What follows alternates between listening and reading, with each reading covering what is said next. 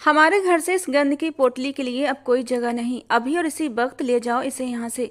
मुंह काला करते हुए तुम लोगों को शर्म ना आई? तुम्हें क्या लगा कि तुम्हें दोबारा से मैं अपने घर की इज्जत बना लूंगा और इस चरित्रहीन घटिया लड़के को सर आंखों पर बिठाऊंगा जो मेरे घर की इज्जत को नीलाम कर चुका है? ये शब्द थे या पिघला हुआ शीशा जो ध्रुव शर्मा के कानों से टकरा रहे थे। ध्रुव शर्मा को यूं खामोश खड़े देखकर विक्रम जी गुस्से से दहाड़े थे। अब खड़े खड़े मेरा मुंह क्या देख रहे हो? दफा हो जाओ यहाँ से। निकल जाओ इस गंद की पोटली को लेकर अपने साथ। ध्रुव ने हैरानी से विक्रम जी की ओर देखा था जो अपनी बेटी को नफरत भरी निगाहों से देख रहे थे और ध्रुव से उसे अपने साथ ले जाने को कह रहे थे। 16 साल की मासूम कोमल 10th क्लास में पढ़ती थी जो पहले ध्रुव की स्टूडेंट रह चुकी थी। बहुत मासूम, कुछ हद तक भोली भाली सी लड़की। वैसे तो बहादुर थी मगर इस वक्त डरी सहमी हिरनी की तरह लग रही थी। रो रो कर उसकी हालत खराब हो चुकी थी। एक आस भरी नजरों से अपने माँ बाप को देख रही थी जैसे उन्हें यकीन दिलाना चाहती हो कि पापा मैं गलत नहीं हूँ, लेकिन होठों से कुछ बोल नहीं पा रही थी। शायद अपने बाप की नज़रों में छलकते अविश्वास के रंग उसे अंदर ही अंदर तोड़ चुके थे। उसका चेहरा डर से पीला पड़ गया था, आंखों में अविश्वास था। वो बेबसी की प्रत्यक्ष तस्वीर बनी हुई थी और सहमी हुई नज़रों से सबको देख रही थी।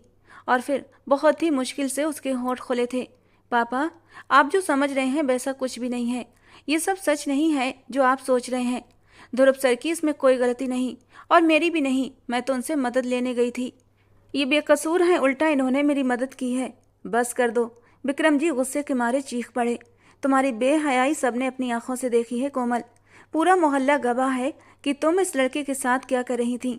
क्यों गई तुम उसके घर में, ये जानते हुए भी कि वो घर में अकेला है?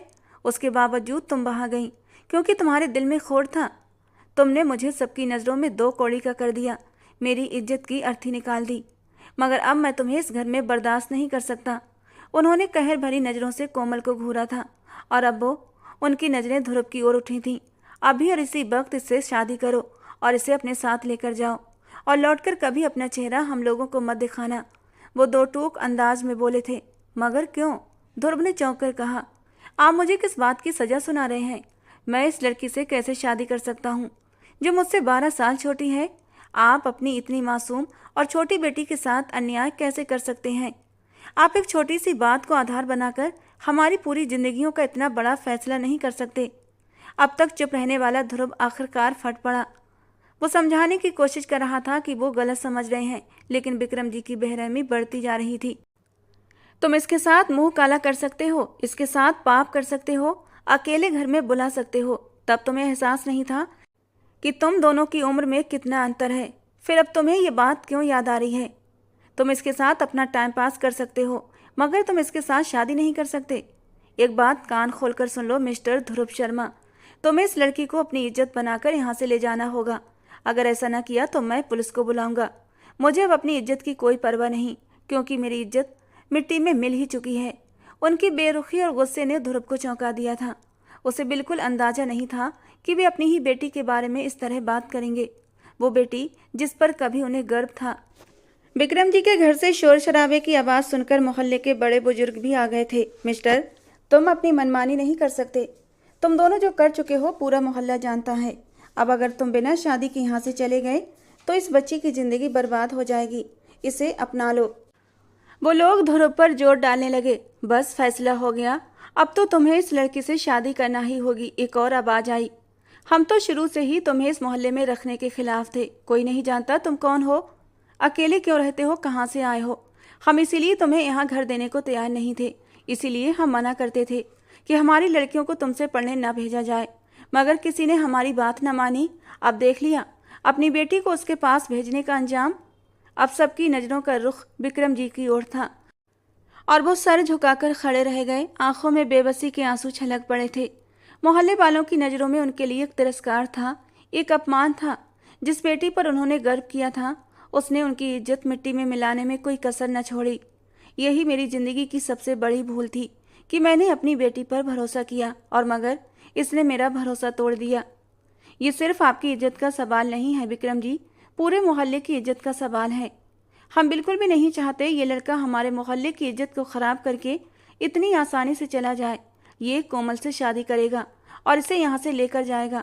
जिससे कि हमारे मोहल्ले से ये गंध साफ हो जाए। लड़के, अगर तुमने ऐसा न किया तो हम पुलिस को बुलाएंगे और आगे क्या करना होगा पुलिस खुद देख लेगी। ध्रुव आंखों में गुस्से की चिंगारियां लिए उन लोगों को देख रहा था। पूरे शरीर की रगें गुस्से के मारे तनने लगी थीं। वो कुछ न करके भी दोषी करार दे दिया गया था, लेकिन अब उसके आगे कोई दूसरा रास्ता भी नहीं था। उसने एक नज़र कुछ दूरी पर खड़ी कोमल की ओर देखा था। बड़ी बड़ी काली आंखें जो रोने की वजह से लाल अंगारा हो रही थीं, आंखों के पपोटे सूज चुके थे। नाजुक बदन हल्के हल्के लरज रहा था। वो बहुत नाजुक सी थी। नई नई जवानी की दहलीज पर कदम रखा था, एकदम खिलता हुआ गुलाब। इतने भरपूर हुस्न के बावजूद भी ध्रुव शर्मा ने उस पर कभी गलत नज़र नहीं डाली थी, क्योंकि वो एक स्टूडेंट और टीचर के बीच की मर्यादा अच्छे से समझता था। लेकिन इस सबके बावजूद भी वो उस पर यह गंदा इल्जाम लगा चुके थे।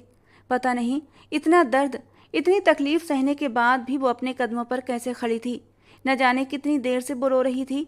अभी उसकी उम्र ही क्या थी। खेलने कूदने की उम्र में उस पर इल्जाम लगाकर उसे उसके पल्ले बांधा जा रहा था। वो किसी भी तौर उस लड़की को अपनी पत्नी के रूप में स्वीकार नहीं कर सकता था। वो एक 27 साल का मैच्योर मर्द था और अपने जीवन साथी के बारे में जो उसने सपने सजाए थे, कोमल उसमें कहीं भी फिट नहीं बैठती थी। फिर कैसे अचानक वो कोमल से शादी करके उसे पत्नी का दर्जा दे सकता था। उसकी गैरत ये गवारा नहीं कर रही थी कि वो एक मासूम कम उम्र लड़की को शादी जैसे रिश्ते में बांध कर अपने साथ ले जाए। लेकिन अब उसके पास कोई रास्ता नहीं था। उसने बेबसी से आंखें बंद करते हुए गहरा सांस लिया था, जैसे हथियार डाल दिए हों। कुछ ही देर में मोहल्ले वालों ने पंडित जी को बुलाकर शादी का इंतजाम कंप्लीट कर दिया था और वो बेबस नजरों से ये सब कुछ देखता रहा था। कोमल फटी फटी आंखों से सबको देख रही थी। वो सोच भी नहीं सकती थी उसके साथ ऐसा कुछ भी हो जाएगा। उसने कितनी बार अपनी शादी का सपना देखा था। कलाई भर भर कर चूड़ियाँ पहनना, आंखों में काजल लगाना, दुल्हन की तरह सजना संवरना। बचपन से ही तो उसे दुल्हन बनने का बहुत शौक था। पिया के घर जाने का ख्वाब था। अभी वो सिर्फ 16 साल की थी और हमेशा सोचती थी कि कोई राजकुमार आएगा और उसे ब्याह कर अपने साथ ले जाएगा। मगर उसकी शादी इन हालात में हो गई थी, उस इंसान के साथ जिसे देखकर वो डर से कांपती थी। जब उसे कोई सवाल समझ नहीं आता तो वो उसे कितना डांटता था और वो चुपचाप नजरें झुकाकर उसकी डांट सुनती रहती थी। दिल ही दिल में उसे न जाने कितने नाम दे डाले थे। खड़ूस, दरिंदा, भेड़िया, खूंखार, शेर। हर डांट के बाद ध्रुव को एक नया नाम मिलता था, लेकिन अब वही उसके जिस्मो जान का मालिक बन चुका था। ये तो उसने सपने में भी नहीं सोचा था। कुछ ही देर में वो ध्रुव के नाम हो चुकी थी। उसकी माँ, उसके पापा उसकी शादी में शामिल नहीं हुए थे और ना ही उसके सर पर हाथ रखकर आशीर्वाद दिया था। उसने एक आखिरी उम्मीद भरी नज़रों से अपने माँ बाप को देखा था, लेकिन वो फौरन मुंह मोड़कर खड़े हो गए थे।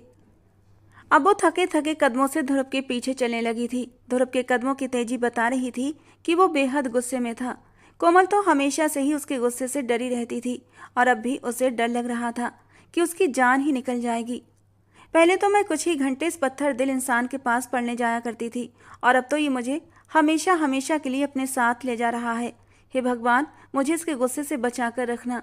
उसने दिल ही दिल में भगवान को याद किया था। उसने एक आखिरी उम्मीद से अपने माँ बाप की ओर देखा था। शायद वे अब भी बेटी के सर पर हाथ रख दें, शायद बेटी को विदा कर दें, शायद उनका दिल पिघल जाए। मगर वे इतने पत्थर दिल हो चुके थे कि उसे देखते ही उन्होंने अपना चेहरा घुमा लिया। आज के बाद तुम इस घर में नहीं आओगी, तुम्हारी इस घर में कोई जगह नहीं। उन्होंने उसे किसी बेकार बोझ की तरह उतार फेंका था। वो ध्रुव शर्मा के पीछे लगभग भागते हुए कदमों से बाहर निकली थी। उसके बाहर निकलते ही घर का दरवाजा धड़ाम से बंद हो गया था, तो एक बार फिर मुड़कर जख्मी नजरों से दरवाजे की ओर देखने लगी। आंखों से आंसू बह निकले। अपने हाथ से आंसू पोंछते हुए उसने एक बार सोचा कि अब वो कभी अपने घर वालों की वजह से नहीं रोएगी। घर वालों की बेरुखी ने उसे पूरी तरह तोड़ कर रख दिया था। अब वो उनसे नफरत करने लगी थी। उसने सोचा था कि अपनी सफाई में सबको बताएगी कि उसने कोई गलती नहीं की थी, लेकिन अब उसने अपना इरादा बदल दिया। मम्मी पापा, जब आप लोगों को मुझ पर भरोसा नहीं तो मैं अपनी सफाई में अब एक शब्द भी नहीं बोलूँगी और ना ही कभी आप लोगों की ज़िंदगी में लौट कर आऊँगी। आंखों में आए आंसू उसने आखिरी बार पोंछे थे और फिर आगे न रोने का वादा करते हुए तेज कदमों से चलते हुए ध्रुव के साथ कदम मिलाने लगी थी। उसे अब समझ आ चुका था कि अब बची खुची जिंदगी उसे इस पत्थर दिल इंसान के साथ गुजारनी होगी। ध्रुव उसे लेकर उसी छोटे से 2 कमरों के घर में आ गया था, जहां उसके साथ और भी 9 लड़के रहते थे।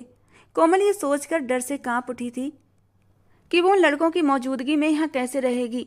दोनों कमरों में 5-5 लड़के मुश्किल से एडजस्ट हो पाते थे। ऐसे में कोमल की जगह कहाँ बनती थी, और क्या वो इतनी लड़कों की मौजूदगी में यहाँ रह सकती थी? उसे कुछ भी समझ न आ रहा था। ध्रुव ने एक नज़र हैरानो परेशान खड़ी कोमल पर डाली थी। खड़ी क्यों हो, बैठ जाओ।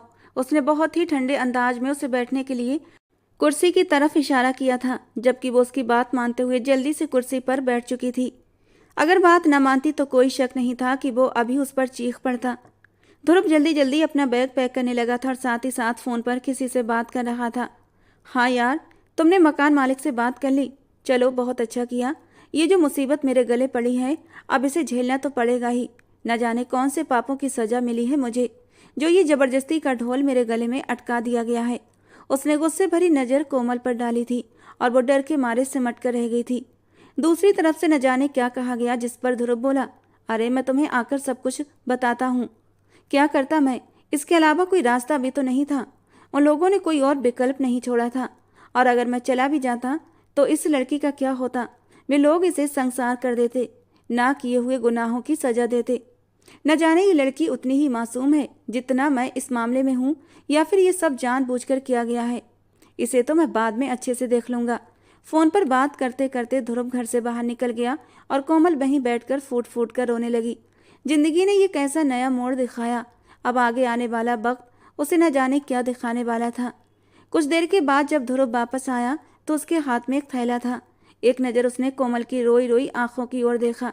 एक पल के लिए उसके दिल में उस लड़की के लिए बेतहाशा तरस। उसका जी चाहा उसके पास बैठकर उसे तसल्ली दे, उसके आंसू पोंछे कि सब कुछ ठीक हो जाएगा। लेकिन इस वक्त वो भी जिन हालातों से गुजर रहा था, उसे बहुत गुस्सा आ रहा था, और इन हालातों का जिम्मेदार वो सिर्फ कोमल को मान रहा था। जल्दी ही ध्रुव के मन में जो थोड़े से नरम जज्बात पैदा हुए थे, फिर से कोमल के लिए गुस्सा भरने लगा था, और उसी गुस्सीले अंदाज में कोमल की तरफ बढ़ा और थैला बढ़ाते हुए बोला, खाना निकाल कर लाओ। मैंने सुबह से कुछ भी नहीं खाया, यकीनन तुम भी भूखी होगी। ध्रुव ने ये बात गुस्से में कही थी, लेकिन फिर भी गुस्से में उसे कोमल का एहसास था, और ध्रुव की इस छोटी सी हमदर्दी पर ही कोमल का दिल खुशी से भर गया। ये इतना भी बुरा भी नहीं जितना मैं सोच रही थी, उसने दिल ही दिल में सोचा, और उठकर 2 प्लेटों में खाना निकालने लगी। उसने मुश्किल से कुछ ही निवाले मन मार कर खाए थे कि तभी दरवाजे पर दस्तक होने लगी।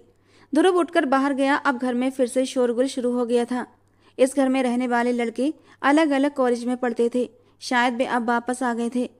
अब वे लड़के कमरे में आए और तभी कोमल को देखा तो उल्टे पांव वापस पलट गए थे।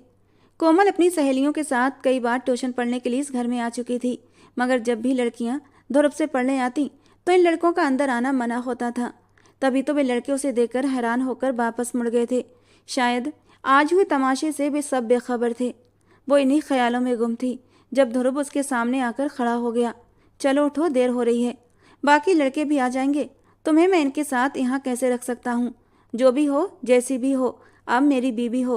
तुम्हारी हिफाजत करना अब मेरा फर्ज बनता है। अगर ध्रुव शर्मा ये बात मुस्कुराते हुए और अच्छे लहजे में कहता तो कोमल को इसे सुनकर खुशी होती, मगर जिस बेरुखी और सख्त अंदाज में उसने ये कहा था, कोमल का दिल जलकर रह गया था। वो बार बार उसे एहसास दिलाता था कि कोमल उसके लिए अनचाही है, जबरदस्ती उस पर थोपी गई है। कोमल थके हारे कदमों से उसके पीछे चलने लगी। न जाने अब वो उसे कहाँ लेकर जा रहा था। जब वो छोटे से घर से बाहर निकली तो बाहर ही एक रिक्शा खड़ा था। फिर दोनों उसमें बैठकर एक अनजान मंजिल की ओर बढ़ गए थे। ये उसके मोहल्ले की ही तो गलियां थीं। पूरे 16 साल वो इन्हीं गलियों में भाग दौड़ कर इतनी बड़ी हुई थी, और आज ये गलियां उससे हमेशा के लिए छूट रही थीं। उसकी आंखों में बेआवाज आंसू निकल पड़े, जिसे उसने जल्दी से अपने दुपट्टे से पोंछ लिया था। गली के लोगों ने हैरानी से आंखें फाड़कर उन्हें देखा था। कुछ लोग आंखों ही आंखों में इशारे करने लगे, कुछ औरतें हंसने लगीं, तो कुछ लड़कियों की आंखों में जलन थी। ये वही लड़कियां थीं जो ध्रुव को हसरत भरी निगाहों से देखा करती थीं। उनके दिलों में ये ख्वाहिश जागती थी कि काश वे किसी तरह ध्रुव जैसे शानदार इंसान का ध्यान हासिल कर पाती। मगर ध्रुव हमेशा अपने काम से काम रखने वाला लड़का था। उसने कभी किसी लड़की की ओर नज़र उठाकर नहीं देखा था, और अब जब उसने कोमल को एक ही दिन में शादी करके अपने साथ कर लिया था तो उन लड़कियों के दिलों पर जैसे छुरियां चल गई थीं। सब अपने जले दिल का गुबार निकालने लगी। इधर कोमल के घर में भी ये खबर पहुंच गई थी कि ध्रुव उसे लेकर कहीं चला गया है। उसकी माँ के दिल पर जैसे कोई भारी बोझ आ गिरा। मेरी बच्ची, न जाने अब वो उसे कहाँ लेकर जाएगा, उसके साथ कैसा बर्ताव करेगा, कम से कम यहाँ होती तो मुझे चैन था कि मेरी आंखों के सामने है, मगर वो इतनी मजबूर थीं कि अपनी चिंता का इजहार भी न कर सकती थीं। वरना विक्रम जी के बारे में किसे पता नहीं था, वो तो उन्हें भी धक्के देकर घर से निकाल देते। उन्होंने बेटी को विदा करते हुए साफ कह दिया था, आज के बाद कोई भी कोमल का नाम नहीं लेगा। मैं उस लड़की की सूरत भी नहीं देखना चाहता, उसका नाम तक सुनना नहीं चाहता। और इस तरह उसकी छोटी बहनें और माँ बेबसी में अपने आंसू पोंछने पर मजबूर हो गई थीं। वे न अपने गम को आंसुओं की सूरत में जाहिर कर सकती थीं और न ही कोमल से मिलने जा सकती थीं। हम कहाँ जा रहे हैं? कोमल के मुंह से डर डर कर ये सवाल निकला था, तो ध्रुव ने उसे घूर कर देखा। चुपचाप बैठी रहो, ज़्यादा बकबक करके मेरा दिमाग खराब करने की ज़रूरत नहीं है। मैं पहले ही बहुत गुस्से में हूँ, ऐसा ना हो तुम्हारी बकबक से मेरा सारा गुस्सा तुम्हारे ऊपर ही निकल जाए। उसने गुस्से से आग उगलती निगाहों से कोमल को घूरा था और वो जल्दी से सहम कर बैठ गई। नकचड़ा बंदर, वो उसे एक और नाम दे चुकी थी। अगर ध्रुव ये बात ना भी कहता तो भी उसकी शक्ल देखकर कोमल को अंदाजा था कि वो कितने गुस्से में है और वो कुछ भी कर सकता है। डर के मारे वो चुपचाप कोने में दुबक गई थी। कुछ देर बाद ध्रुव उसे एक फ्लैट में लेकर पहुंचा जहां पहले से एक लड़का खड़ा था। तुम अंदर जाओ, ध्रुव ने दरवाजा खोलकर उसे अंदर जाने को कहा। वो अंदर आ गई थी, लेकिन ध्रुव फ्लैट के अंदर नहीं आया था, बल्कि उसने दरवाजा बाहर से बंद कर दिया। कोमल का दिल घबराने लगा था। वो वहीं दरवाजे के पास खड़ी रही। बाहर से ध्रुव के किसी से बात करने की आवाज़ आ रही थी। ध्रुव किसी से बात कर रहा था। क्या करूं, बहुत मुश्किल में फंस चुका हूं। यार, मुझसे गलती हो गई। मुझे उसी वक्त उस लड़की को कमरे से बाहर निकाल देना चाहिए था, या फिर मोहल्ले में किसी आदमी को कमरे में बुला लेना चाहिए था। अगर मैं ये कर लेता तो मुझे ये मुसीबत न झेलनी पड़ती। मुझे क्या पता था वे लोग इतने जाहिल हैं कि एक मामूली सी बात का मुद्दा बना लेंगे। ध्रुव की झुंझलाहट भरी आवाज़ सुनकर कोमल को बहुत शर्मिंदगी महसूस हुई थी। मेरी वजह से वो दर दर भटक रहा है, मेरी वजह से उस पर इल्जाम लगा। वो खुद से बुदबुदाई थी, मगर मैं भी क्या करती। उस वक्त मुझे जो सही लगा मैंने किया था। अगर मुझे जरा भी एहसास होता कि मेरा ये कदम मेरी और ध्रुव की ज़िंदगी को किस ओर ले जाएगा, तो मैं हरगिज भी ये कदम न उठाती। मैं उन लड़कों की वजह से बहुत डर गई थी। बेबसी से गहरा सांस लेते हुए वो फ्लैट को घूम घूम कर देखने लगी। फ्लैट छोटा था, 2 कमरे, एक किचन, एक बाथरूम और एक छोटा सा स्टोर रूम था। बुरा नहीं है, ठीक ठाक है, मैं यहाँ पर आसानी से रह सकती हूँ। मगर क्या ध्रुव मुझे स्कूल जाने की अनुमति देगा? क्या मेरी पढ़ाई का सिलसिला फिर से शुरू हो पाएगा, या फिर वो पूरी उम्र इसी अधूरी ख्वाहिश के साथ जीती रहेगी? काफ़ी देर तक वो बालकनी में पड़ी चेयर पर बैठी रही, खाली खाली नज़रों से आसमान को देखती रही। उसे वो वक्त याद आने लगा जब वो जिद करके ध्रुव से ट्यूशन पढ़ने के लिए जाने लगी थी। मम्मी, मेरे 10th के बोर्ड एग्ज़ाम होने वाले हैं। आपको तो पता है मुझे इंग्लिश हमेशा से बहुत मुश्किल लगती है।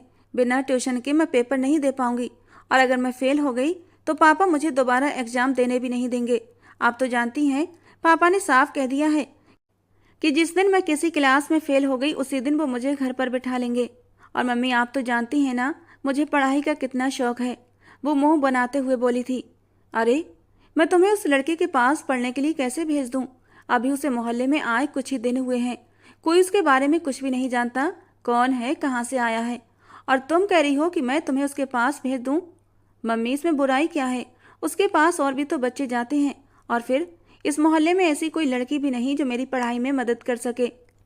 देखना मम्मी, मुझे बस 14 क्लासें पास करने दो, फिर मैं भी इसी मोहल्ले में अपनी एकेडमी खोलूँगी। मेरे पास भी बच्चे और लड़कियों की भीड़ लगी रहेगी। मैं भी ट्यूशन पढ़ाकर बहुत सारा पैसा इकट्ठा करूँगी। वो गर्व से बोली थी, तो अर्पिता जी उसे देखकर मुस्कुराने लगीं। वो तो ठीक है, मगर मैं तुम्हारे पापा को कैसे मनाऊं? वो किसी भी तौर तैयार नहीं होंगे। आप पापा से बात करें, बस उन्हें समझाएं। ये मेरे भविष्य का सवाल है। पापा मुझसे बहुत प्यार करते हैं, वो समझ जाएंगे कि मुझे ट्यूशन की ज़रूरत है। मगर जैसे ही विक्रम जी ने ये सुना वे गुस्से में आ गए। अरे, वो नौजवान लड़का, मैं कोमल को इसकी इजाज़त बिल्कुल नहीं दूंगा। पापा ने पूरी बात सुने बिना ही फैसला सुना दिया था। अब मैं क्या करूं? वो परेशान थी। उसने ध्रुव शर्मा को अभी तक नहीं देखा था, मगर मोहल्ले की लड़कियों से सुना था वो बहुत ही खूबसूरत, सजीला, बांका नौजवान है। लेकिन उसे ध्रुव की शक्ल सूरत से मतलब नहीं था। वो तो बस पढ़ाई के लिए ट्यूशन जाना चाहती थी। कुछ ही दिनों बाद उसका ये मसला खुद ब खुद हल हो गया, क्योंकि मोहल्ले की कुछ लड़कियों ने ध्रुव से पढ़ना शुरू कर दिया था, तो कोमल की राह आसान हो गई। अर्पिता जी ने भी कहा था कि मैं खुद इसके साथ जाया करूंगी। जब तक ध्रुव इसे पढ़ाएगा मैं वहीं बैठी रहूंगी। आप बिल्कुल भी चिंता ना करें। 10th के बोर्ड एग्जाम है, अगर इसकी इंग्लिश कमज़ोर है तो इसे कुछ महीने ट्यूशन पढ़ने दें। उन्होंने विक्रम जी को यकीन दिलाया तो वो भी मान गए थे। ठीक है, मगर नज़र रखना, आजकल के लड़कों का कोई भरोसा नहीं। ऐसी ऐसी बातें सुनने को मिलती हैं कि इंसान का दिल कांप जाता है। जब कोमल ने पहली बार ध्रुव को देखा तो देखती रह गई थी। वो कितनी ही देर तक पलकें नहीं झपका पाई थी। ध्रुव, जिसे अपनी खूबसूरत जादू भरी पर्सनालिटी का अच्छी तरह अंदाजा था, लड़कियों की इस तरह के रिएक्शन का आदी था। लड़कियां उसे देखकर दिल थाम लेती थीं और ठंडी आहें भरती थीं, लेकिन वो हर किसी को इग्नोर करता हुआ आगे बढ़ जाता, क्योंकि आज तक उसे अपने मतलब की कोई लड़की मिली ही नहीं थी। मगर कोमल के इस तरह ठिठक जाने से उसे गुस्सा आया था, क्योंकि वो उससे उम्र में बहुत छोटी थी। उसने कोमल की आंखों के सामने अपना हाथ लहराया था। आप अपनी पढ़ाई पर ध्यान दें, बताइए कौन सी चीज़ समझ नहीं आ रही, वो सख्त लहजे में बोला था। तो कोमल ने तुरंत किताब की तरफ देखा। ध्रुव ने उसे हर चीज़ अच्छे से समझाई और पहले ही दिन के बाद कोमल ने ऐसी कोई हरकत नहीं की थी जिससे ध्रुव को दोबारा गुस्सा आता या वो पढ़ाने से मना कर देता। मगर बाकी लड़कियों की हरकतें उसे परेशान करती थीं। वे उसे अपनी ओर आकर्षित करने के लिए तरह तरह के बहाने ढूंढती, कुछ तो हद से भी गुजर जाती। गंदी हरकतें, इशारे, दबी छुपी बातें, अपनी खूबसूरती को बना सवार कर ध्रुव को अपनी ओर खींचने की कोशिश, ये सब देखकर ध्रुव को घिन महसूस होती थी। लेकिन वो चाह कर भी इन लड़कियों को पढ़ाने से मना न कर पाता था, क्योंकि उसे पैसों की सख्त ज़रूरत थी। जहाँ भी वो नौकरी के लिए जाता, उसके पापा के कारण उसे बाहर निकाल दिया जाता। यही एकमात्र काम था जिससे वो अपनी ज़रूरतें पूरी कर सकता था। बस एक आखिरी सेमेस्टर बचा था उसका। अगर ये पूरा हो जाता तो उसकी आधी से ज़्यादा समस्याएं हल हो जाती। मगर अभी उसे फीस भी भरनी थी, बाकी के खर्चे भी पूरी करने थे। अगर वो इस तरह बच्चों को पढ़ाने से मना कर देता तो अपना गुजारा कैसे करता। वो इस कठिन जिंदगी से तंग आ गया था। वो कोई आम इंसान नहीं था। उसके पापा एक अकेले गांव के नहीं बल्कि आसपास के 10 गांव के सरबराह थे। लोग उनके सामने सर झुकाते थे। बार बार उसके दिमाग में अपने पापा की बातें गूंजती थीं। जब तुम इस हवेली से बाहर निकलोगे तो तुम्हें एहसास होगा कि बाहर की दुनिया इतनी आसान नहीं। तुम मेरे पैसे के दम पर ऐश कर रहे हो। जिस दिन मैंने तुमसे हाथ खींच लिया उस दिन तुम अकेले रह जाओगे, कोई तुम्हें पूछने वाला नहीं होगा। और ध्रुव ने अपने पापा को चुनौती दी थी कि वो खुद अपने दम पर अपना भविष्य बनाएगा। बिना सोचे समझे वो हवेली छोड़ तो आया था, मगर अब सोच रहा था कि उसने बहुत बड़ी गलती कर दी। माँ बाप तो गुस्से में कुछ भी कह जाते हैं, मगर औलाद को उनसे रूठना नहीं चाहिए। लेकिन अब गलती हो चुकी थी। वापस जाने में झिझक महसूस हो रही थी और ये कठिन जिंदगी भी परेशान कर रही थी। उस दिन वो यूनिवर्सिटी जाने के लिए तैयार हो रहा था। बाकी लड़के जा चुके थे। ध्रुव सबसे आखिर में जाता था, क्योंकि उसकी क्लासेस देर से शुरू होती थीं। वो अपने नोट्स पढ़ने में व्यस्त था, तभी दरवाजे पर जोर से दस्तक हुई थी। बाहर से किसी लड़की की चीखें सुनाई दी। सुबह का वक्त था, मगर गली बिल्कुल सुनसान थी। जैसे ही उसने दरवाजा खोला, सामने ही कोमल खड़ी थी। उसका हुलिया काफ़ी ख़राब हो रहा था। गली के कोने में 3-4 लड़के खड़े थे जो ध्रुव को देखते ही अब भाग गए थे। कोमल एकदम घर के अंदर आ गई थी और फूट फूट कर रोने लगी। उसके कपड़े जगह जगह से फटे हुए थे। उसे इस हाल में देखकर ध्रुव घबरा गया। अरे ये क्या हुआ। हालांकि कोमल की हालत से वो सब कुछ समझ चुका था कि क्या हुआ होगा, मगर ध्रुव फिर भी पूछ बैठा। कोमल रोते हुए बोली, आज जब मैं कॉलेज जा रही थी तो इन लड़कों ने मेरा रास्ता रोक लिया और मेरे साथ ज़बरदस्ती करने लगे। उसने घर की तरफ इशारा किया जो बंद था, मोहल्ले से दूर एक सुनसान जगह पर था। कोमल ने सिसकते हुए कहा, मैं किसी तरह वहां से भाग निकली। शुक्र है कि उन्होंने मेरे साथ कुछ गलत नहीं किया, मगर वो अब भी मेरे पीछे लगे थे। जैसे ही मेरी नज़र आपके घर पर पड़ी मैं यहाँ चली आई। वो रोते हुए बोली तो ध्रुव शर्मा उसे देख कर रह गया। चलो मैं तुम्हें तुम्हारे घर छोड़ देता हूँ। नहीं, मुझे डर लग रहा है। अगर मैं इस हालत में अपने घर गई तो मेरी माँ परेशान हो जाएंगी, उनका दिल सहम जाएगा। मैं पहले अपनी सहेली के घर जाऊंगी, वहाँ उसके कपड़े पहनकर फिर अपने घर जाऊंगी। मेरी बात समझने की कोशिश करो, तुम्हारा इस वक्त यहाँ रहना ठीक नहीं। आओ मैं तुम्हें छोड़ देता हूँ। इससे पहले वो कुछ और कहता, मोहल्ले के लोग घर में आ गए थे और वे दोनों पर तरह तरह के आरोप लगाने लगे और फिर जबरदस्ती ही कोमल की शादी ध्रुव शर्मा से करा दी गई। अब वो न जाने उसके साथ क्या करने वाला था। बालकनी में बैठी वो आसमान को तक रही थी। क्या सोच रही हो तुम और किन ख्यालों में गुम हो, वो अपने ख़ास सख्त लहजे में बोला था। तो कोमल अचानक होश में आई थी। अब जो भी है जैसा भी है तुम्हें यहीं रहना होगा, ज़्यादा नखरे दिखाने की ज़रूरत नहीं। कोमल चुप रही। ध्रुव थोड़ी देर बाद फिर बोला, इस फ्लैट में 2 कमरे हैं, एक में तुम सो जाओ, एक में मैं रह लूँगा। उसकी बात पर वो हैरान हुई थी। लेकिन सर, अब तो हमारी शादी हो गई है ना, तो मैं अलग कमरे में क्यों रहूँ? उसने अपनी तरफ से बहुत ही समझदारी की बात की थी। लेकिन ध्रुव शर्मा उसे हैरत से देखने लगा। फिर उसने गहरा सांस लेते हुए खुद के गुस्से को काबू किया था। वो अभी नासमझ थी, शायद उसे नाजुक हालात का एहसास नहीं था। हमारा एक कमरे में रहना ठीक नहीं होगा। लेकिन क्यों? वो जिद पर अड़ी हुई थी। और अब ध्रुव को गुस्सा आया था। वो गुस्से में एकदम चीख पड़ा था, क्योंकि तुम अभी बहुत छोटी हो और मैं नहीं चाहता मेरे अंदर का मर्द जाग जाए और मैं तुमसे अपना हक वसूल कर लूं। तुम अभी छोटी हो, मुझसे दूर रहो, इसी में तुम्हारी भलाई है, वरना सब कुछ खत्म हो जाएगा। मेरे जज्बातों का तूफान मचल गया तो तुम खुद को मुझसे बचा नहीं पाओगी। उसे बाजू से दबोचे, उसकी आंखों में झांकते हुए वो उसे चेतावनी दे रहा था। और पहली बार कोमल को उसके गुस्से से डर महसूस हुआ था। आंखों में आंसू मोतियों की तरह चमकने लगे थे। लेकिन मैं अकेले कमरे में कैसे सोऊंगी? मुझे वहां डर लगेगा। उसके होंठ खुले थे। आदत डाल लो। उसने जोर से उसे झटक कर छोड़ दिया था और वो गिरते गिरते बची थी। अब जाओ, खड़ी खड़ी आंसू मत बहाओ। वो एक बार फिर दहाड़ा था और वो डर से कांपती हुई कमरे से बाहर चली आई थी। उसे ध्रुव शर्मा के गुस्से और उदासी का एहसास था। वक्त के साथ उसकी बेरुखी और गुस्सा भी बढ़ने लगा था। हर वक्त वो झुंझलाया हुआ रहता था। तुम्हारी वजह से मेरी जिंदगी मुश्किलों में आ गई है। मेरे पास अपनी ज़रूरतें पूरी करने के पैसे नहीं, अब तुम्हारी ज़रूरतें कहाँ से पूरी करूं? वो गुस्से से झुंझलाकर बोला था। उसे परेशान देखकर कोमल भी दुखी हुई थी।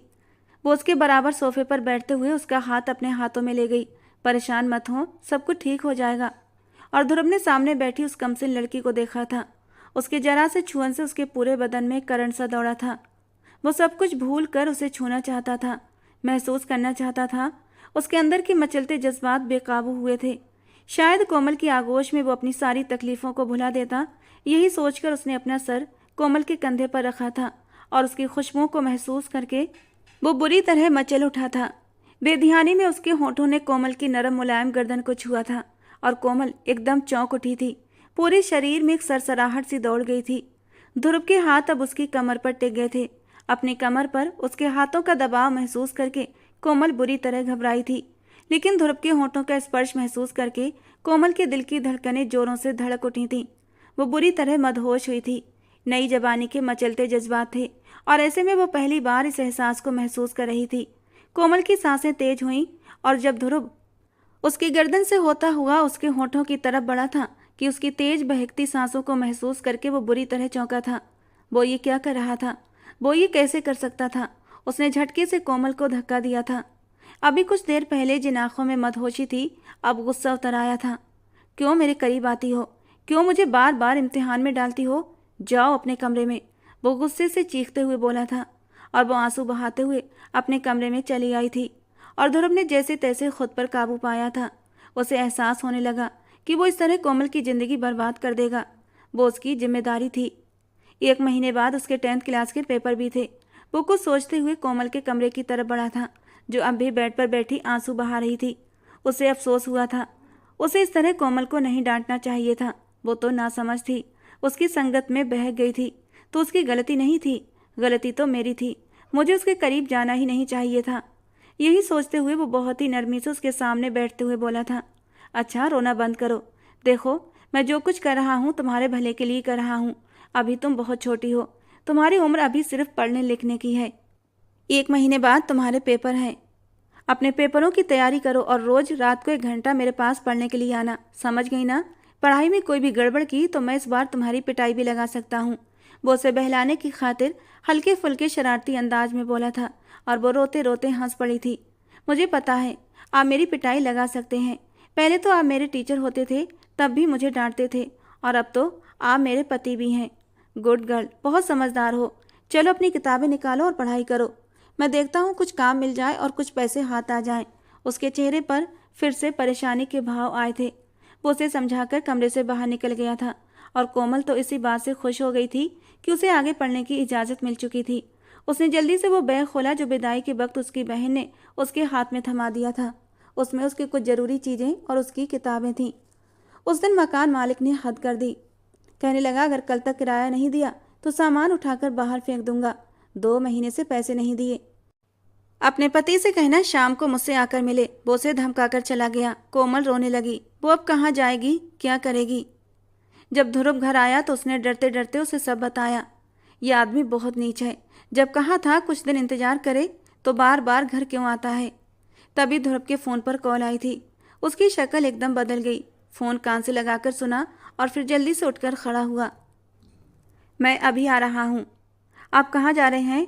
अब तो काफ़ी रात हो गई है। मुझे ज़रूरी काम है, वापस आकर बताऊँगा। लेकिन मुझे डर लग रहा है। मैं घर में अकेले कैसे रह सकती हूँ। मगर ध्रुव अनसुनी करके चला गया था। कोमल ने दरवाज़ा अंदर से बंद कर लिया। अजनबी घर में अकेले रहने का डर उसे सताए जा रहा था। पहले कभी उसने इस अकेलेपन का जहर नहीं चखा था। खाने के बाद वो जल्दी से अपने कमरे में चली आई थी और बेड पर सिकुड़कर लेट गई थी और सोने की कोशिश करने लगी। अचानक उसकी आंख खुल गई थी। आधी रात का वक्त था। थोड़ी देर बाद दरवाजे पर दस्तक हुई। दरवाज़ा खोलो। बाहर से मकान मालिक की आवाज़ आई थी। मैं घर में अकेली हूँ। मेरे पति घर पर नहीं हैं। कोमल ने उम्मीद से कहा शायद वो चला जाए, मगर वो गंदी हंसी हंसा था। इसीलिए तो आया हूँ कि तुम अकेली हो। तुम्हारे साथ कुछ वक्त बिताना चाहता हूँ। बाहर से भी आवाज़ें आई थीं, यानी उसके साथ और भी लोग थे। अब कोमल को अंदाजा हुआ कि उसकी नीयत ठीक नहीं थी। देखिए, यहाँ से चले जाएं, वरना मैं शोर मचाकर सबको इकट्ठा कर लूँगी। इस समय कोई भी तुम्हारी मदद के लिए नहीं आएगा। तुम चाहे जितना भी शोर कर लो। अगर तुम दरवाज़ा नहीं खोलोगी तो हम दरवाज़ा तोड़कर अंदर आ जाएंगे। मैं बिना अपना मकसद पूरा किया यहाँ से नहीं जाऊँगा। 2 महीने से बिना किराया लिए सिर्फ इसलिए सहन कर रहा था ताकि तुम्हें अपने काबू में कर सकूं। अगर तुम मुझे खुश कर दो तो मैं तुम्हारा सारा किराया माफ़ कर दूंगा। एक भी पैसा नहीं लूँगा। वो मीठी जुबान में उसे फुसलाने लगा और कोमल का बदन कांप उठा। हे भगवान, ध्रुव भी घर पर नहीं है। अब कौन है जो मुझे इन दरिंदों से बचाएगा। वो खुद को मजबूत करते हुए बोली, मैं दरवाज़ा नहीं खोलूँगी। तुम लोग चले जाओ यहाँ से। वो फूट फूट कर रो पड़ी थी। जैसे ही वो लोग दरवाज़ा तोड़ने लगे, अचानक बाहर से किसी की गूंजती हुई आवाज़ आई थी। कौन हो तुम लोग और ये सब क्या कर रहे हो?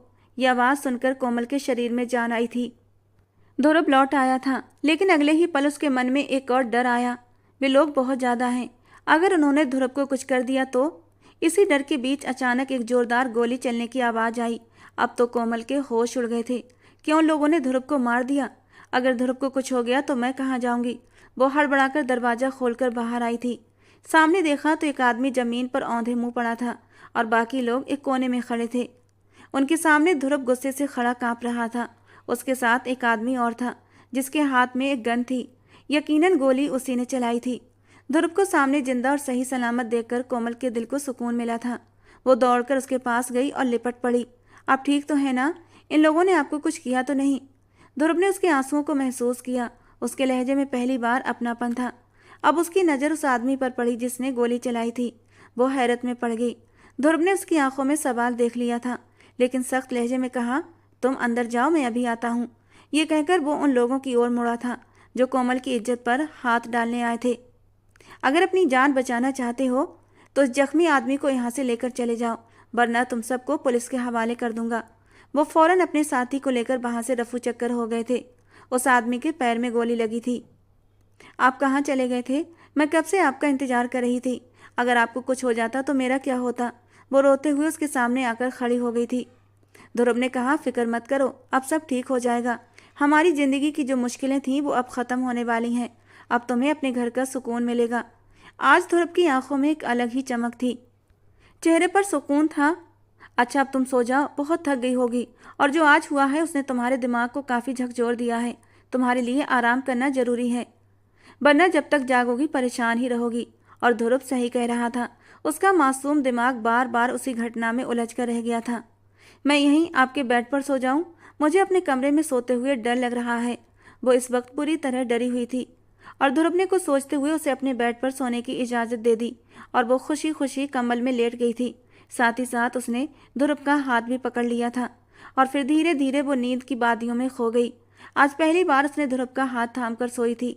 सोते हुए कोमल किसी मासूम बच्ची की तरह लग रही थी। ध्रुव शर्मा उसे खामोशी से देखने लगा। ये भी मेरी तरह हालात की मारी हुई है। इसके अपनों ने ही इसे घर से निकाल दिया, इस पर यकीन नहीं किया और मैंने भी इसके साथ कितना बुरा व्यवहार किया। जो कुछ इसके साथ हुआ उसमें कोमल की कोई गलती नहीं थी, फिर भी मैं इसे किस गुनाह की सज़ा देता रहा। आज ध्रुव को अपनी गलतियों का एहसास हुआ था। उसे पछतावा होने लगा। थोड़ी देर के बाद वो भी नींद की गहराइयों में खो गया था। अगले दिन जब कोमल उठी तो उसने अपनी आंखों पर यकीन न हुआ। ध्रुव बाहर से उसके लिए नाश्ता लाया था। अरे, आपने इतनी तकलीफ क्यों की और पैसे खर्च क्यों किए? मैं घर पर ही कुछ बना लेती, ये पैसे किसी और काम आ जाते, कोमल ने कहा। ध्रुव को उसकी बात पर ढेर सारा प्यार आया था। अब तुम्हें चिंता करने की जरूरत नहीं, क्योंकि हमारी सारी परेशानियां खत्म होने वाली हैं, ध्रुव मुस्कुराकर बोला। रॉकी, तुम भी बाहर आ जाओ, हमारे साथ नाश्ता कर लो, उसने दूसरे कमरे की ओर देखकर कहा था। कोमल भी देखने लगी। वही आदमी था जो पिछली रात ध्रुव के साथ आया था। पता नहीं कौन आदमी था और ध्रुव का इतना साथ क्यों दे रहा था। उसके दिमाग में सवाल पैदा हो रहे थे। नाश्ता करो, ये सब सोचने का काम बाद में करना, ध्रुव ने उसे टोक दिया। कोमल चुप हो गई। कितने दिनों के बाद उसे हलवा पूरी खाने को मिल रहा था। आज उसका आखिरी पेपर था। उसके सारे पेपर बहुत अच्छे गए थे, क्योंकि ध्रुव ने उसकी पढ़ाई में बहुत मदद की थी।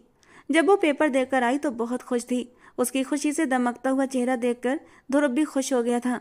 क्या बात है? लगता है कुछ ज़्यादा ही अच्छा पेपर हो गया है। हाँ, पेपर तो अच्छा हुआ, लेकिन इसके अलावा भी मैं बहुत खुश हूँ। इस खुशी की बजाय उसने उसकी खुशी से दमकते चेहरे को देखकर पूछा था। वो इसलिए कि आज मैं पूरे 17 साल की हो गई हूँ। आपको पता है आज मेरा बर्थडे है। और ध्रुव हैरान हुआ था। तुमने मुझे बताया क्यों नहीं? मैं तुम्हारे लिए कोई तोहफा ले आया था। मुझे तोहफे की ज़रूरत नहीं, आप मेरे पास है ना, इसलिए मुझे अब किसी चीज़ की ज़रूरत महसूस नहीं होती। बस आप मुझे डांटा ना करें, वो मासूम सी शक्ल बनाकर बोली थी। और ध्रुव को उसकी मासूम सी शक्ल पर ढेर सारा प्यार आया था। उसने अपनी मोटरसाइकिल सीधे एक रेस्टोरेंट की तरफ घुमाई थी। हम कहाँ जा रहे हैं? आज मैं तुम्हारी मनपसंद खाना खिलाऊंगा। लेकिन ध्रुव, इतनी फिजूल खर्ची करने की क्या ज़रूरत है? ज़रूरत है, क्योंकि आज तुम्हारा बर्थडे है ना। और उस दिन ध्रुव ने कोमल का फेवरेट खाना उसे खिलाया था। घर आकर ध्रुव अपना सामान पैक करने लगा। हम कहाँ जा रहे हैं? कोमल ने हैरानी से पूछा। बाद में बताऊंगा, पहले तुम अपना जरूरी सामान पैक कर लो। वो अपने 2-4 पुराने कपड़े निकालने लगी जो ध्रुव ने उसे दिलाए थे। इनकी जरूरत नहीं है। लेकिन क्यों ध्रुव? अभी तो ये अच्छे भले हैं। लेकिन अब मैं तुम्हें इनसे भी अच्छे कपड़े दिलाऊंगा। तुम्हें पता है, मेरी नौकरी लग गई है। सच? वो खुशी से खिल उठी थी और उसके सीने से लिपट गई। पहले जब वो उसके करीब आती थी तो ध्रुव को अपने आप को संभालना मुश्किल हो जाता था, लेकिन धीरे धीरे अब वो खुद पर कंट्रोल करना सीख गया था। अब जब भी वो उसके करीब आती उसे ज़्यादा मुश्किल नहीं होती थी, बल्कि वो उसे अपने सीने से लगाकर एक सुकून सा महसूस करता था। शायद वो उससे मोहब्बत करने लगा था। इस वक्त भी वो कितनी ही देर तक उसे अपने सीने से लगाए खड़ा रहा, फिर उसके चेहरे को अपने हाथों में लेकर उसके माथे पर अपने होंठ रखे थे। कोमल, जानती हो, ऐसे कपड़े तो हमारी हवेली की नौकरानियां भी नहीं पहनती। मेरी मजबूरी थी कि मैं तुम्हें अच्छे कपड़े नहीं दिला सका, लेकिन अब तुम ये सब लेकर नहीं जाओगी, बल्कि रुको, ये पहन कर भी नहीं जाओगी। मैं अभी आता हूँ। वो रॉकी को लेकर घर से चला गया था। थोड़ी देर बाद वापस आया तो हाथ में एक बड़ा सा शॉपिंग बैग था। इसमें तुम्हारी ज़रूरत का सारा सामान है। और इतने सारे सामान को देखकर कोमल हैरान हुई थी। ध्रुव, अभी तो तुम्हारी नौकरी लगी है, इतने सारे पैसे कहाँ से आए? एडवांस सैलरी मिली है। अब ज़्यादा सवाल जवाब मत करो, जल्दी से तैयार हो जाओ, मैं तुम्हारा इंतजार करूंगा। वो कमरे से बाहर चला गया था और वो तैयार हो गई। हल्का मेकअप भी किया था और जैसे ही कमरे से बाहर निकली, ध्रुव उसे देखकर हैरान रह गया था। रेड नेट की फ्रॉक में उसका दूधिया रंग मोतियों की तरह दमक रहा था। पहली बार उसने कोमल को इस तरह संवरते देखा था। वो इतनी प्यारी लग रही थी कि ध्रुव की नजरें उससे हट नहीं रही थीं। अपने बाल खोल दो, बहुत अच्छे लगेंगे, ध्रुव ने फरमाइश की और कोमल को ऐसा लगा जैसे वो बेहोश हो जाएगी। इसमें इतना चौंकने वाली क्या बात है? ध्रुव ने खुद ही उसके बालों की क्लिप हटाई थी और उसके बाल कंधों पर बिखर गए थे। दोनों बाहर निकले तो कोमल की आंखें फटी की फटी रह गईं, क्योंकि सामने ही एक बड़ी सी कार खड़ी थी। ये गाड़ी किसकी है ध्रुव? मेरी है, और आज से तुम भी इसकी मालकिन हो, ध्रुव ने मुस्कुराते हुए कहा। लेकिन ध्रुव, एडवांस सैलरी में कार नहीं आती, तो ये कार मेरी सैलरी की नहीं है। अब चुप करके बैठी रहो, तुम्हें सब पता चल जाएगा। वो कार का दरवाज़ा खोलकर उसे अंदर बिठाने लगा। जब कार जानी पहचानी सड़कों पर दौड़ने लगी तो कोमल फिर से चौंक गई। हम कहाँ जा रहे हैं? तुम्हारे मम्मी पापा से मिलने, क्योंकि मैं नहीं जानता कि दोबारा तुम्हें कब शहर ला सकूंगा। फिर तुम अपने माँ बाप से मिल पाओगी या नहीं? वैसे भी 2 महीने हो गए हैं तुम्हें उनसे मिले हुए, अब तक उनका दिल भी तुम्हारे लिए नरम पड़ गया होगा, ध्रुव ने जवाब दिया। कोमल ने हैरत से उसे देखा। क्या ये वही ध्रुव था जो हमेशा उसे डांटता था? क्या ये वही इंसान है जो मेरी भावनाओं को नहीं समझता था? उसकी आंखें छलक गईं, लेकिन होठों पर मुस्कान थी। कार उसके माँ के दरवाजे के सामने रुकी थी। ध्रुव ने उसका हाथ पकड़ा और उसे बाहर निकाला। दरवाजे पर दस्तक दी। दरवाजा उसकी माँ ने खोला था। कोमल को सामने देखकर पहले तो वो अविश्वास से भर गई, फिर दौड़कर उसे गले लगा लिया। कैसी हो मेरी बेटी? हम 2 महीने से तुम्हारी शक्ल देखने को तरस गए। आपने ही तो मना किया था कि मैं यहाँ ना आऊँ। आपके लिए तो मैं मर चुकी थी। कोमल शिकायत कर बैठी थी। तुम्हें क्या पता कोमल, तुम्हारे जाने के बाद तुम्हारे पापा कितना बीमार हो गए थे। बार बार यही कहते, बस एक बार तुम्हें देखना चाहता हूँ। उन्हें एहसास हो गया था कि उन्होंने तुम्हारी बात सुने बगैर तुम्हें सजा सुना दी थी। वो तुमसे मिलना चाहते थे, लेकिन तुम्हारा कोई पता नहीं था, कोई खबर नहीं थी कि तुम कहाँ हो, कैसी हो। तुम्हारा गम उनकी जान ले गया। वो हमेशा के लिए हमें छोड़कर चले गए। ये कहते हुए वो रो पड़ी थी। कोमल अपनी माँ को फटी फटी आंखों से देखने लगी। ध्रुव के लिए भी ये बात सदमे से कम नहीं थी कि कोमल के पापा का निधन हो चुका है। कोमल बुरी तरह रो रही थी। वो कोमल को कंधे से लगाकर दिलासा देने लगा। सब ठीक हो जाएगा कोमल, यकीन करो।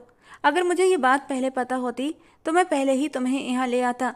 फिर वो उसे वहीं छोड़कर चला गया था, ये कहकर कि मैं 1 हफ्ते बाद आकर तुम्हें ले जाऊंगा। कोमल ने यह समय अपनी माँ और बहनों के साथ बिताया। उसकी माँ ने उससे पूछा, ध्रुव का व्यवहार तुम्हारे साथ कैसा है? सब ठीक तो है ना? और कोमल ने उन्हें दिलासा दिया था कि सब कुछ ठीक है, लेकिन वो खुद अंदर ही अंदर उलझी हुई थी। ध्रुव का रवैया उसे समझ न आता था। अचानक उसके पास इतने पैसे कहाँ से आ गए थे? जाते जाते भी वो उस कोमल के हाथ पर ढेर सारे पैसे रखकर गया था और कहा था कि किसी चीज़ की ज़रूरत हो तो खरीद लेना। अगर ध्रुव को नौकरी मिल गई थी, एडवांस सैलरी भी, तब भी जो पैसे वो खर्च कर रहा था वो बहुत ज़्यादा थे। फिर ठीक 1 हफ्ते बाद वो उसे लेने आया था, लेकिन इस बार वो अकेला नहीं था। उसके साथ कई लोग थे। उसकी दादी, उसकी माँ और बहुत सारी औरतें भी एक एक करके सबसे मिली थी। और जब उनकी बड़ी बड़ी गाड़ियाँ गली में आकर रुकी थीं तो मोहल्ले वालों की आंखें हैरत से फटी की फटी रह गई थीं। कोई भी ये सोच नहीं सकता था कि ध्रुव इतना अमीर आदमी होगा, इतने बड़े घर का बेटा होगा। सबको यही लगता था कि वो एक छोटे से घर में किराए की तरह रहता है, लेकिन अब उसकी असली हैसियत सबके सामने आई थी तो लोग हैरान रह गए थे। अर्पिता जी खुशी से फूली नहीं समा रही थीं कि उनकी बेटी अपने घर में बहुत खुश है और उनका दामाद कोई मामूली इंसान नहीं बल्कि एक बड़े घराने का वारिस है। ये सब जानकर कोमल को भी हैरत हुई थी। वो अपनी माँ और बहनों से मिलकर विदा हुई थी तो उसे लगा जैसे आज ही उसकी असली विदाई हुई हो। पहली बार उसकी माँ की आंखों में अपनापन और बहनों की आंखों में आंसू थे। जब वो बड़ी सी हवेली में पहुंची तो उसकी आंखें फटी की फटी रह गई थीं। हवेली इतनी विशाल थी कि वो पैदल घूमते घूमते थक चुकी थी। हर काम के लिए कई नौकर चाकर थे। सबने उसे हाथों हाथ लिया था। हालांकि परिवार के लोग इस बात से नाराज थे कि ध्रुव ने बिना बताए शादी की थी, लेकिन जब उनको पूरी सच्चाई बताई गई तो उन्हें कोमल से हमदर्दी हुई थी और ध्रुव को भी उसकी गलती के लिए माफ कर दिया था। ध्रुव को एहसास हो गया था कि वो भी अपने माँ बाप के बिना कुछ भी नहीं है। वो अपने पापा से नाराज होकर उन्हें छोड़कर शहर चला गया था। अपनी मेहनत पर उसने सब कुछ पा लिया था। उसे एक अच्छी कंपनी में नौकरी भी मिल गई थी, लेकिन फिर भी उसके अंदर एक खालीपन था, अपनों से बिछड़ने का गम था और उसे एहसास हो गया था कि अपने अपने ही होते हैं। वो अपनी अना को एक साइड में रखकर अपनों के पास लौट आया था और हवेली आकर उसे पता लगा उसके पापा बीमार हैं और ध्रुव भागता हुआ अपने पापा के पास हॉस्पिटल पहुंचा था और उसे देखकर जैसे वो एकदम से ठीक होने लगे थे। 2 दिन बाद ही उन्हें अस्पताल से छुट्टी भी मिल गई थी और अब वे हवेली में रहकर अपनी ही निगरानी में खेतों का कामकाज देखने लगे थे। हवेली में धूमधाम से कोमल और ध्रुव का शानदार रिसेप्शन हुआ था, जिससे पूरे गांव को बता दिया गया था कि कोमल अब इस घर की बहू है और इस घर की इज्जत। छोटी मोटी रस्मों के बाद उसे दुल्हन के रूप में ध्रुव के कमरे में बिठा दिया गया था और आज पहली बार कोमल का दिल बुरी तरह धड़क रहा था। पति पत्नी के रिश्ते को अब वो समझने लगी थी और इसीलिए बुरी तरह घबराते हुए कमरे में इधर से उधर चक्कर लगा रही थी कि थोड़ी देर बाद ही ध्रुव अंदर कमरे में दाखिल हुआ था। उसे परेशान देखकर उसके होंठों पर हल्की सी मुस्कान आई थी। क्या बात है कोमल, इतना परेशान क्यों हो? वो हाथ से घड़ी उतारते हुए बोला था। ध्रुव, अब क्या होगा? यहाँ तो मैं दूसरे कमरे में भी नहीं जा सकती। तो ज़रूरत क्या है दूसरे कमरे में जाने की? तुम्हें तो बहुत शौक था ना मेरे कमरे में, मेरे बेड पर और मेरे करीब सोने का। वो उसे शरारती नज़रों से देखकर बोला था। ध्रुव, उस समय मुझे नहीं पता था, लेकिन अब मुझे आपसे बहुत शर्म आती है। अच्छा, पहले नहीं आती थी? ध्रुव उसके शर्म से लाल पड़ते चेहरे को देखकर मदहोशी से बोला था। पता नहीं, लेकिन दिल तो पहले भी जोर जोर से धक धक करता था जब आप मेरे करीब आते थे। वो अपनी उंगलियां मरोड़ते हुए उसे अपने दिल की हालत के बारे में बता रही थी और वो धीरे धीरे कदम उठाते हुए उसके पास आकर खड़ा हो गया था और उसके कांपते हाथों को थाम लिया था। पहले दिल धक धक करता था और अब आपका दिल क्या कहता है? वो शरारत से उसकी हालत का मजा ले रहा था। वो अब भी जोर जोर से धक धक कर रहा है ध्रुव, ये देखिए। उसने जल्दी से ध्रुव का हाथ उठाकर अपनी धड़कनों पर रखा था और उसकी नरम धड़कन को महसूस करते ही ध्रुव के अंदर एक करंट सा दौड़ा था। उसने जल्दी से अपना हाथ पीछे खींचा था। ऐसा करो, जल्दी से चेंज कर सो जाओ, कहीं मेरा दिल भी धक धक करने लगा तो तुम्हारी मासूमियत मेरी बाहों में दम तोड़ जाएगी। वो खोए हुए से अंदाज में उसके चेहरे को देख रहा था जहां इस वक्त सिर्फ मासूमियत फैली हुई थी। वो जल्दी से बाथरूम में घुस गया और फ्रेश होकर बेड पर आकर बैठ गया था, जबकि वो सोफे पर बैठी हुई थी। जाओ चेंज करके सो जाओ, वो बहुत ही नरमी से बोला था और कोमल ने उसकी बात बड़ी जल्दी मान ली थी। वो कपड़े बदलकर सोफे पर लेट चुकी थी। काफी देर तक वो सोफे पर करवटें बदलती रही। ध्रुव उसकी हर हरकत पर ध्यान रखे हुए था और फिर वो उठकर बैठ गई। ध्रुव, मुझे सोफे पर नींद नहीं आ रही। तो मुझे भी सोफे पर नींद नहीं आती, ध्रुव ने आराम से कहा था। इतना बड़ा तो बेड है, मैं आपके बेड पर आ जाती हूँ। वो अपना तकिया लेकर उसके बराबर लेट चुकी थी और पता नहीं क्यों ध्रुव उसे मना न कर पाया। रात के किसी पल एक नरम एहसास से ध्रुव की आंख खुली थी। उसने जल्दी से आंखें खोली तो कोमल उसके बेहद करीब थी। ध्रुव का एक हाथ उसके पेट पर रखा हुआ था। उसने झटके से अपना हाथ पीछे खींचा था, लेकिन अगले ही पल कोमल करवट लेते हुए उसके कंधे पर सर रखकर उसके बेहद करीब आ चुकी थी। उसकी मदहोश कर देने वाली खुशबुओं में ध्रुव के जज्बात मचल उठे थे।